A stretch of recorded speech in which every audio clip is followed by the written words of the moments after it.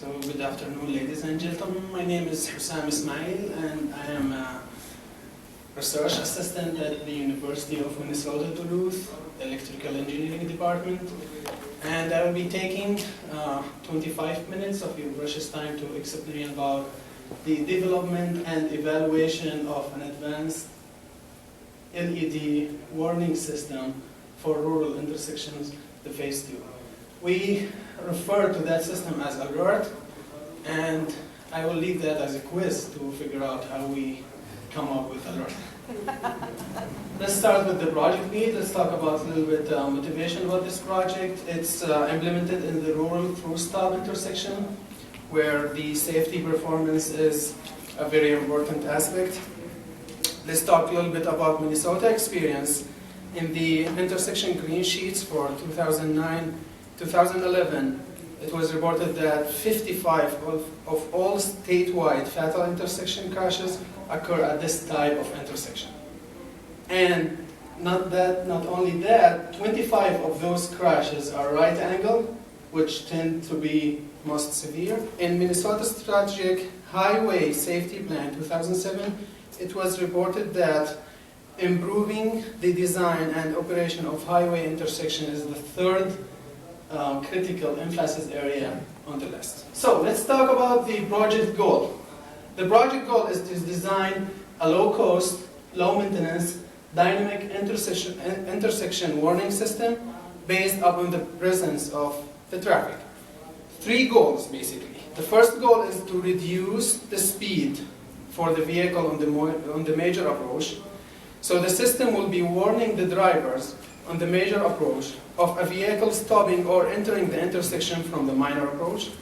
Second goal is to reduce the probability of a conflict at the intersection between a turning vehicle from the minor approach and a vehicle coming from the major approach.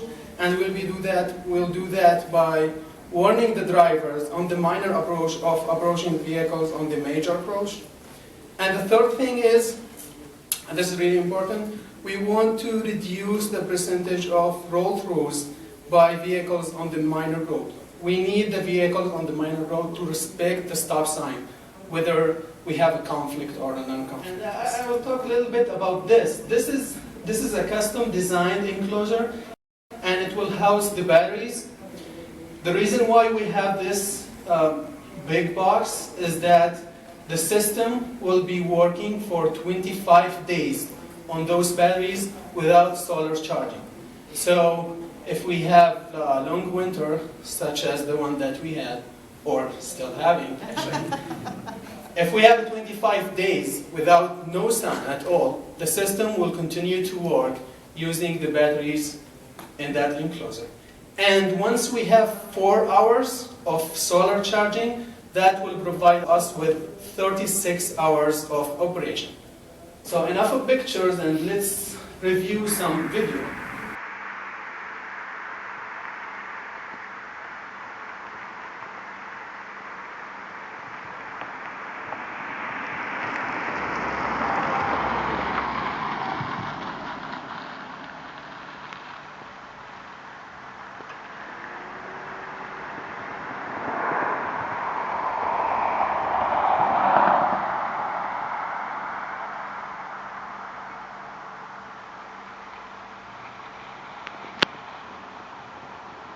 That's the best illustration of the system.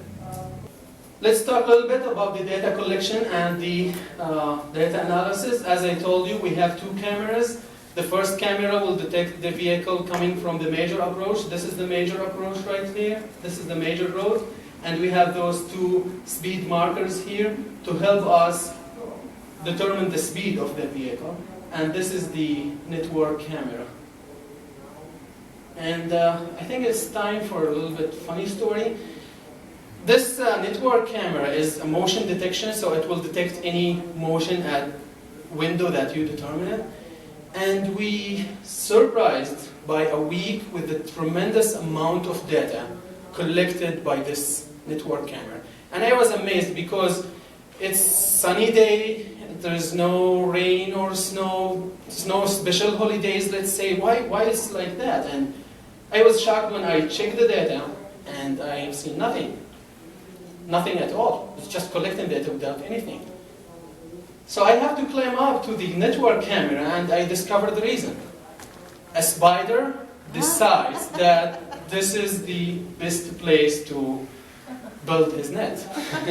So that was the detection. It was amazing. Let me show you a little bit about the software that I'm developing to determine the speed of the major approach. So using those two white bars, and I don't know if you can see it here. Okay, you can see it here. This is the software. I am building a database actually for vehicles to detect the first crossbar and the second crossbar, and based on that data, since I know the distance between those two speed markers, I can determine the speed. And you can see that I have a database of the vehicles. Actually, we are interested in the speed, but I did that so maybe I will do more research on those pictures, such as vehicle classifications or any future research on that. And it will crop the picture based on the size of the vehicle. The other camera, as I told you, is detecting the intersection, detecting the movement at the intersection, and this is two pictures from before and after the implementation. So here's theoretically the plan. This is the relative vehicle movement at the intersection, and this is the time. If the vehicle slows down to reach a threshold here, I will consider it as a stop. If not, then I will consider it as a roll-through. So I need to calculate the vehicle movement. It's not the actual speed. You can think about it as a relative speed, but it's not accurate speed. It's just the difference between one frame and another. And it's as simple as that. If the vehicle stops at the stop sign, or for just a half second, let's say, there won't be a difference between a frame and the other. So the other thing is, we will be considering three scenarios. We will be considering the roll-through with turning right, roll-through with going through, and roll-through with turning left. And this could be also independent study of the. I would like to do some acknowledgements and special thanks. I would like to thank the local road research board for being the funding source for this project. I'd like to thank my supervisor, Dr. Tikwan, and I would like to thank Dr. Land, Robert Egg, Alan Randalls for being for their inputs, for their highly important inputs on the design of this project. And if you have any questions. I was curious, with your data analysis, it looks like the cross-traffic velocity is going to be a primary metric determining if the system is effective. Now, when you think about what have you done, you've gone from a normal stop sign to one that blinks.